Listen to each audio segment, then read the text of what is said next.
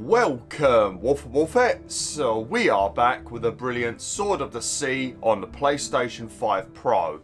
And I hope you guys and girls are having an absolutely fantastic day.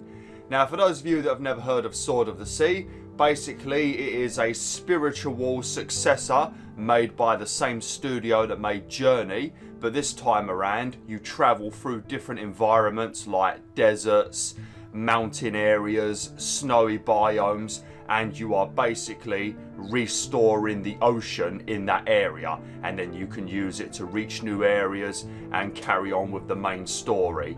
In terms of collectibles, there's these little, like, I call them Doritos, I'm not sure what they're called, but they're like these little triangles, and as you collect them, you give them to a vendor and you'll unlock different kinds of abilities, like a bigger jump. You'll be able to perform tricks on your sword like Tony Hawk, stuff like that. There's also these seashells that you can find hidden throughout the game as well. There's these little like challenge areas where you're able to perform stunts, build up a score and be rewarded with even more Doritos. I think there's a new game plus where you get a multiplier and you're able to earn even more points towards your end score, stuff like that. And I think there might also be a time trial as well where you need to finish the game in under 2 hours. But I've been playing it for about 3 hours. I've nearly finished it. It's an exceptional game. If you like Journey, you're going to like this game. So let's get straight into things. I was tempted to do a one-off special, but I think a game like this, it definitely needs to be shown to the masses fully. So hopefully I can persuade some of you to play it yourselves. Yeah, there's my main save. Yeah, nearly 3 hours. Alright, let's get into things then. Sorry for the long intro, but episode 1 always has a long intro where I brief you on what we're in for. Alright, it's going to be nice and peaceful though. Just really nice and peaceful. Could definitely use that at the moment.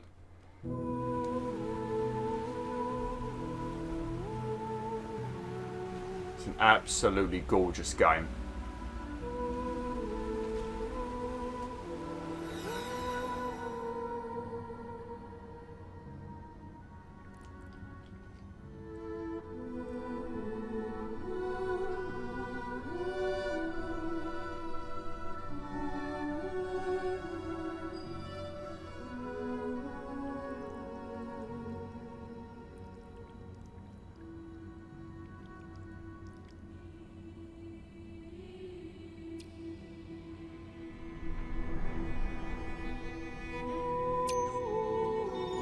Looks like that place in China where they've got all of those underground stone soldiers.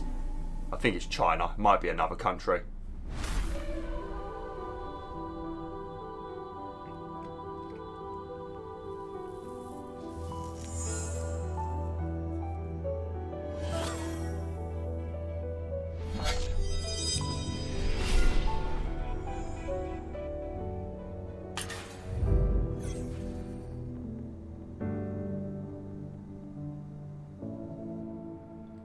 Lovely. So in terms of story, there is kind of a story going on. You're restoring the ocean to the areas, and also there are these little like obelisks or things that you can interact with, and they give you some story about the world as well. So there is a bit of a story going on, but this is just one of those games where you will just enjoy playing it and doing it multiple times just because it's beautiful and relaxing. Just like with Journey, just running around in the desert. Occasionally you might meet another character and you both just form this little bond. You make your scarf longer so you can fly around more. Just really beautiful, peaceful stuff, you know. It's the kind of game you play after you finish Bloodborne or Elden Ring or something. Yeah, so you can jump and then you can do a couple more jumps like this by tapping X, and soon you'll be able to hold X and do like really big jumps and stuff like that. You'll be able to perform stunts with L1, all sorts of stuff. Square does the same thing that you can do in Journey, where you have this little like thing that appears around you, and those are the Doritos I was talking about.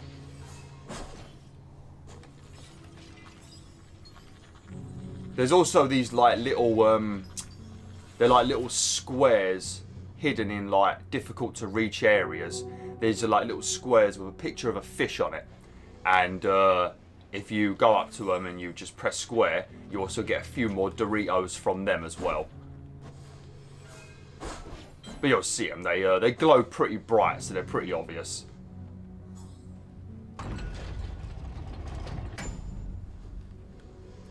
But in terms of collectibles and stuff like that, I won't be bothering too much with like looking for the shells and things like that, and the obelisks. I'll be just going through the game. To be honest, I shouldn't have really done a full playthrough of this because I've got so many other games I need to do. But I mean, look at it, look at this, absolutely bloody gorgeous, ain't it?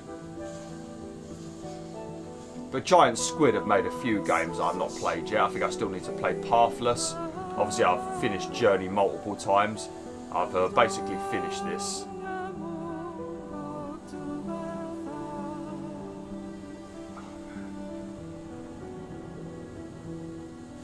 We even did we did Journey on this channel. Yeah, I did when I reset my PS3 up. I think it was one of my first few games. I think I did Journey after Entwined. Man, I've been doing YouTube so damn long, it's crazy. And get just as many views as I got back then.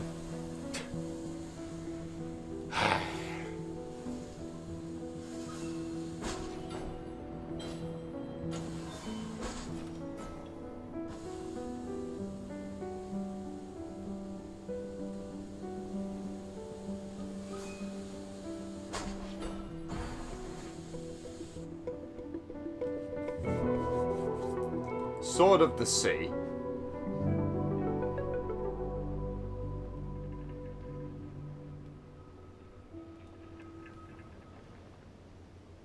Look at that clad formation.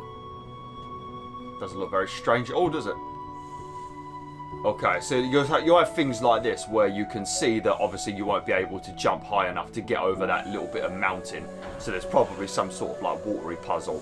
Some of the watery puzzles that you do, where you bring back the water, they're not always to do with the main story. Sometimes it'll just be like a little extra area where you could reach a secret area for collectibles and stuff like that.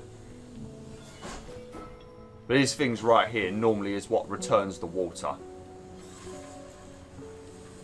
You just press square on them.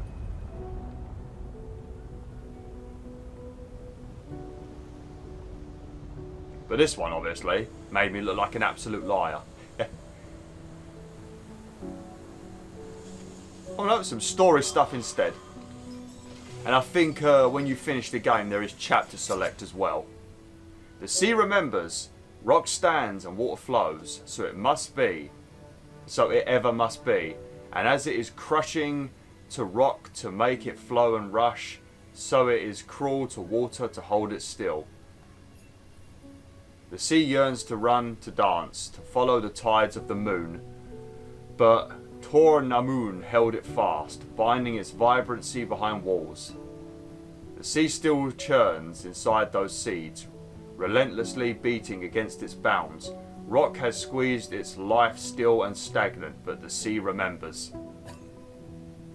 Nice. So you can also see, just from that something's been going on with the ocean.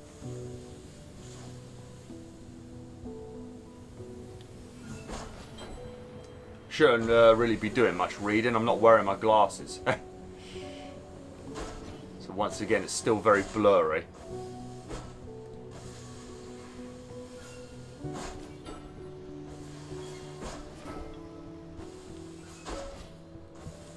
Hello?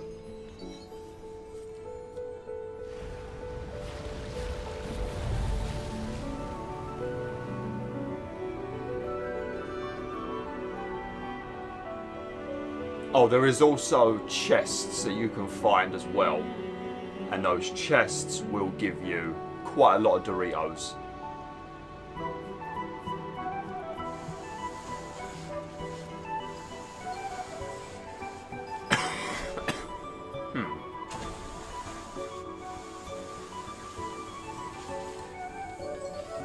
I don't think I remember exploring the first area very much when I started playing this off camera. I think level 1 I might have rushed through a little bit. So I'm just having a little bit of a look around. Oh, yeah, you go. See, look, we have got up there now. Can I do anything with these? No. Starting to think maybe it was like Crash Twin Sanity with Nina, where I could grapple or something, but apparently not. Alright, let's carry on then. Like I said though, I'm not going to be... I was thinking at first, I was thinking about finishing the game, because I've not finished it still, like I said. I was thinking of finishing the game, and then trying to attempt a speed run. Because there's a trophy for finishing it in under 2 hours. I thought maybe I could do that on YouTube. We can make like 2 or 4 videos out of it, but... Then I remembered I absolutely despise speed runs at the best of times. So trying to do one and talk to you guys and girls, nah. No thank you.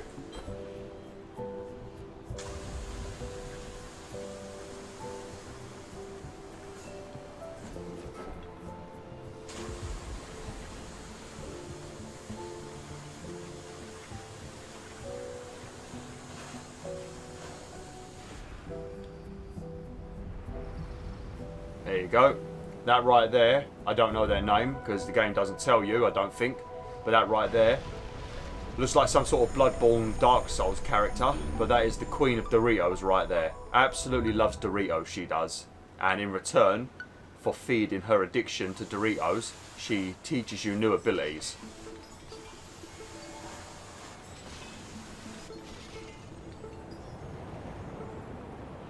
Nice. And right here is kind of an example of like the little tricks you can do and stuff. It's probably not really worth it going up to these flipping vases and breaking them because you don't really get much. It's just one of those things where you feel like you have to, like. So there you go.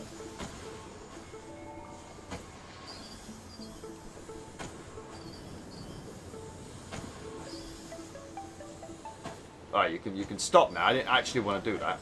I wanted to get these. Stop.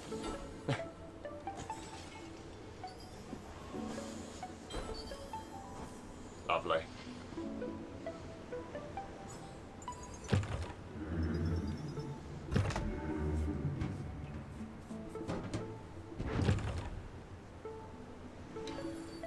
There you go, and we can now perform tricks.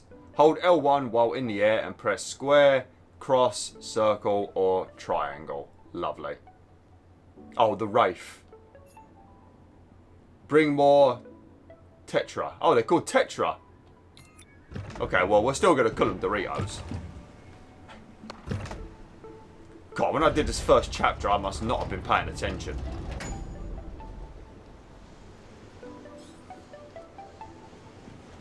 Alright. Those chains over there are normally a good indicator of where you need to go. If you see chains, there's normally something you need to do around that area, or they might lead to somewhere where you need to do something. It's very unlikely you'll get lost in this game, but you never know, especially if it's like a younger player. If it's like a kid playing it, he might, you know, sort of wonder where he needs to go next without a map. So just, yeah, follow the chains, that normally helps. But the areas are not too open, so you'll work it out eventually just by surfing around on the sands. As you see, we need to do 2 things with these chains to open that door right there, and then we can proceed on.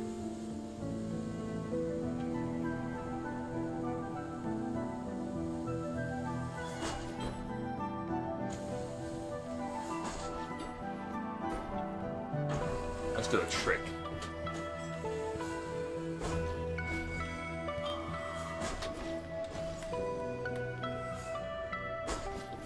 Yeah, I don't think I'm high enough. I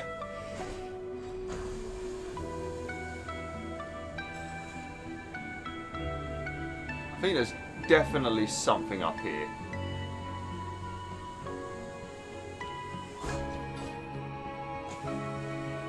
Okay, there's one of the chains over there.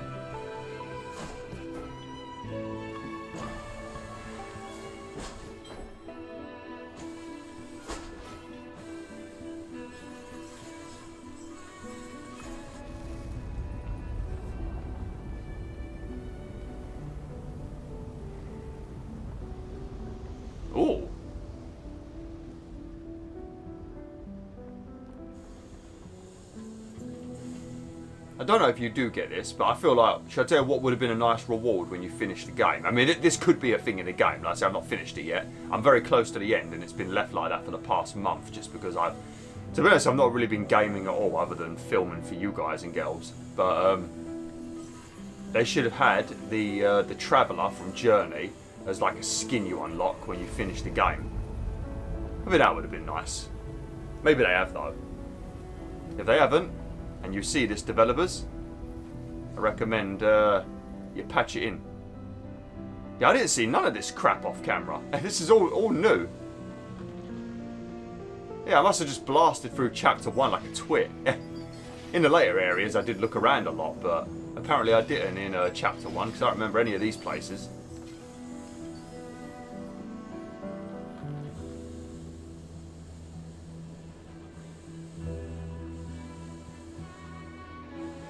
Oh man, that haptic feedback is beautiful. Oh, this is definitely going to bring back some water then.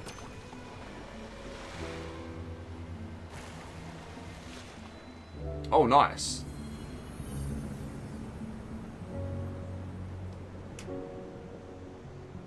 Are they those derpy fishes? Are they the ones that eat rocks? Maybe. Like these really derpy fish that just, like, if you swim with them, they come up to you because they want you to give them rocks. You've probably seen a video of it on YouTube before. It looked like them fish. Some of the fish that appear, I think there are trophies for it as well, like the whales and stuff. You can ride them, giggity. So, yeah, do that if you want to get yourself a cheeky trophy. And it's just nice for taking pictures. Oh, I don't want to do more reading. What's that picture of? Oh, so, oh, look, yeah. That's like a big, giant sort of snake. And then we've got... I don't think that's... Is that us? No, that's not us. Okay. The blade. The sea would need a champion, and its champion would need a weapon for the war that laid ahead. No ordinary weapon would do. The sea produced rocks that would not carve. Metals that would not rust. Woods that would not burn. The blade that came forth would never dull. The hilt would never chip. The finest weapon ever forged. But who could wield it? Well, not me apparently. I'm using my my sword as a bloody surfboard. Okay, right. We should be able to maybe... Oh, these things I think give us a boost, don't they?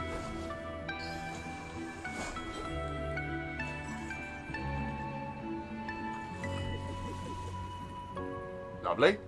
Is there more lanterns on that one? Oh, look, there you go. There's a chest, I think. Yeah, I think that's a chest. We've probably gone past a few already. But this game is a little bit like, you know, like in Astrobot, when you reach areas that you didn't necessarily need to go to. You know, like if you climb onto the top of your big brother's head, that giant robot, I always call him the big brother.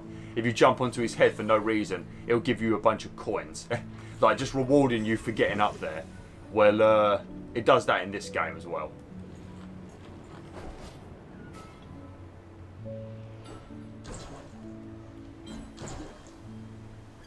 Lovely. Right, let's grab that chest then.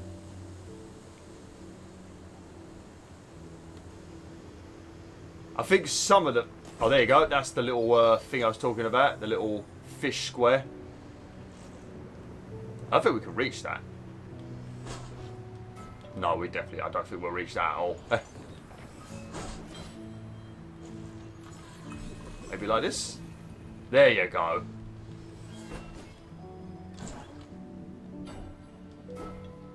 No!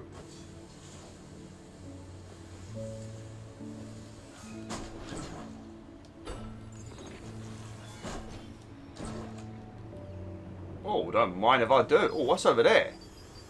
Oh shit, another chest.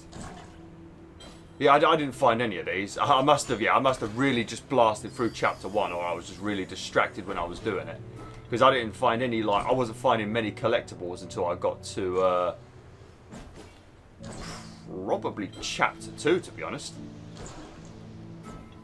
Right, that leads to the other chest, doesn't it? Yes.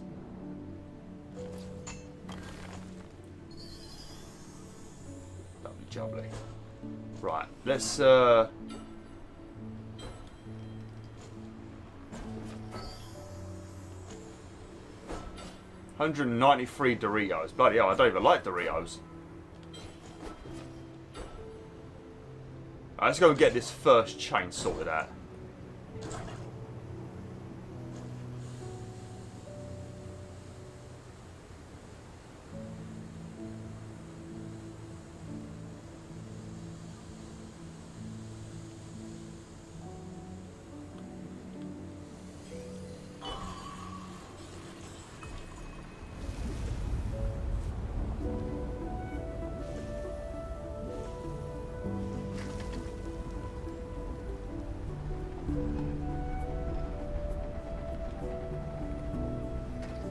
Beautiful.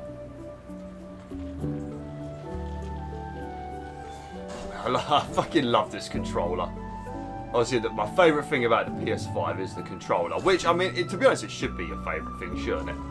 This is where all the magic. This right here is where I meant to hold the control up and I lifted my hand up. This is where all the magic happens. Without these hands, we ain't doing shit. But this, you know, you're holding this all the time. It's where you do everything. You know, I feel like that the controller, when it comes to consoles, was always more of an afterthought. To be honest, it was just sort of there. They didn't really do anything new with it. But with the PS5, they did so much new stuff. The only thing I think that's been pointless, and this includes PS4, was the touchpad. Like, it's nice to have another big button for the map, and it's nice when you do like the little mini games and stuff, like the bamboo things in Ghost of Tsushima, stuff like that. But I feel like the touchpad could be either better utilised or got rid of.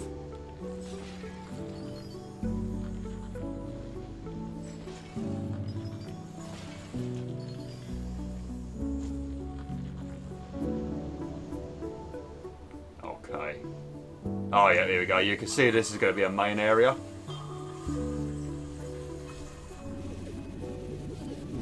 Oh man, so many jellyfish.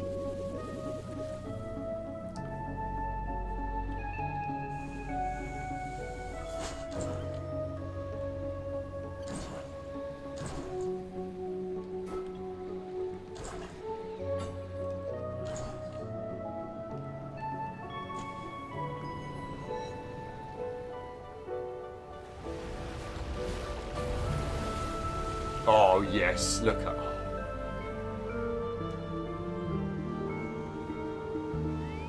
Oh, there we go, a couple of orcas. There you go, and now the chain is moving, and you can ride the chain all the way back to the door. And there'll be a couple of Doritos on it as well. Or you can take the water route, but I'd say probably better to take the chain. But look at, ain't that beautiful though? Got a whole school of fish up there. Got a couple of swordfish as well. Oh man, it makes me want to go fishing again. I wish I had my own lake at my own house. Yeah, but you can do this. There you go. I've already got the trophy, but you can ride some of the larger things like orcas or sharks maybe, stuff like that.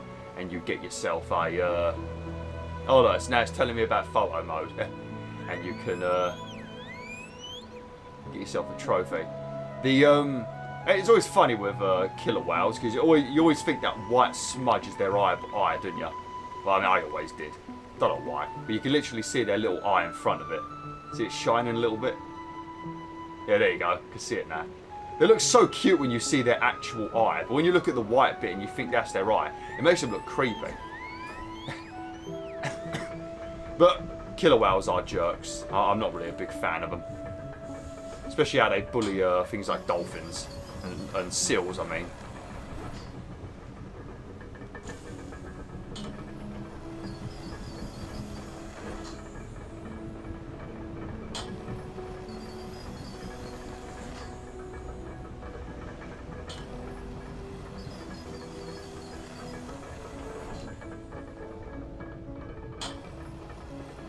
Oh yeah, I think I do want to do this.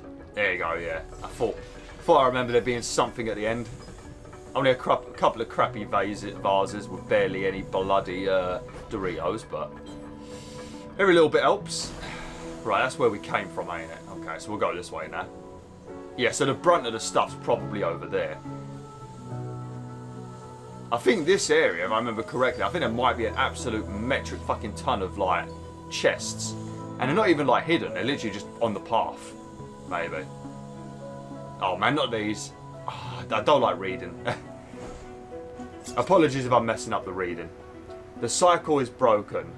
The necropolis is bound only to its own rules. The fish swim through air. The temples have no worshippers. And the water of the sea is not water. And the water of this sea is not water. Inkor is the vibrancy of the gods. The very lifeblood that animates them. Inkor invigorates into a god at its birth. And returns to the necropolis at its demise. Now the Inkor is bound into the ocean's seeds. No gods may be born, and none can die. The cycle is broken. Okay. Yeah, a bunch of weird cryptic shit. I mean, you don't really learn much. You don't really learn much by going up to those obelisks or whatever they are. Ah, these long reeds, you can use them to float up. Sometimes to reach secret areas, or sometimes just as like a shortcut. Yeah, see, float. Kelp. There you go, see? Lovely.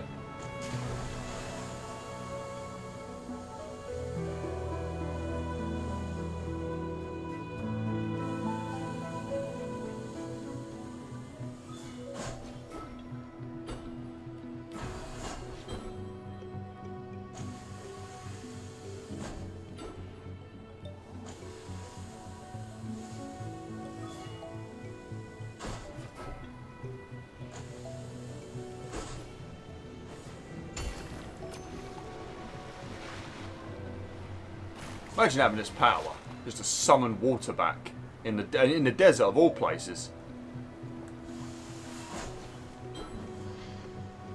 Steady.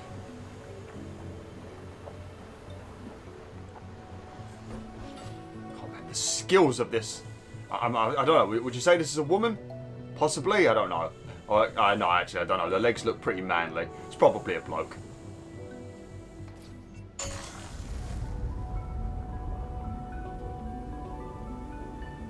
Shit.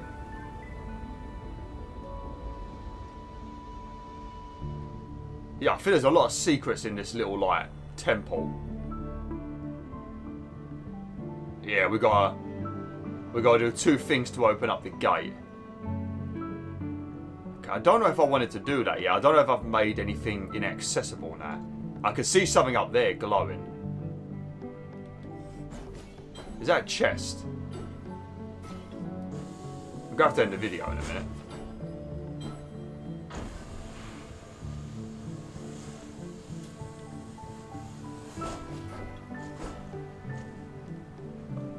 Oh yeah, we definitely ain't getting up there from here. I don't think.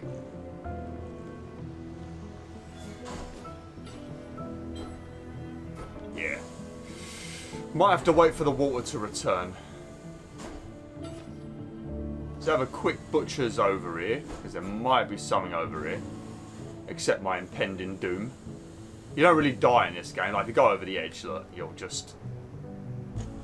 See? And it also loads instantaneously, as everything does on the PS5.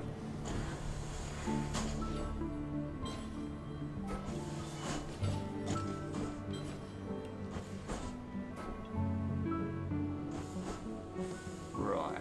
Oh.